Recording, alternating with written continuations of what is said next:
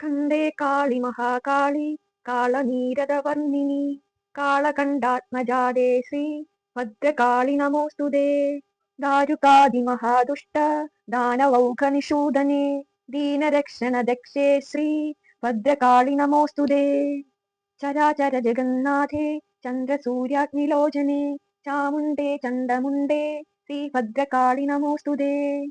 महैश्वर्यप्रदे देवी महात्रिपुरसुन्दरी महावीरे महेशी श्रीभद्रकाळि नमोऽस्तुते।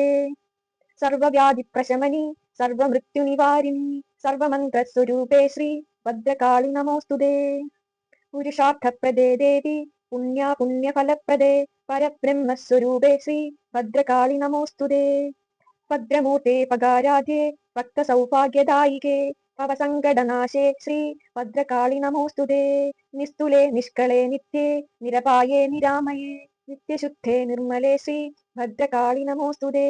पञ्चमि पञ्चभूतेशी पञ्चसङ्ख्योपचारिणि पञ्चाशल्पीडरूपे श्रीभद्रकाळि नमोऽस्तुते। कन्मशारण्यदावाग्ने चिन्मये सन्मये शिवे पद्मनाभापि वन्द्ये श्रीभद्रकाळि नमोऽस्तुते। ഭദ്രകാളി പത്തു ഭക്ത്യാ ഭദ്രാലയേ ജപേർജപം ഓടുവോർക്കും ശ്രവിപ്പോർക്കും പ്രാപ്തമാം സർവമംഗളം. ഓം ശ്രീ ഭദ്രകാളേ നമഃ.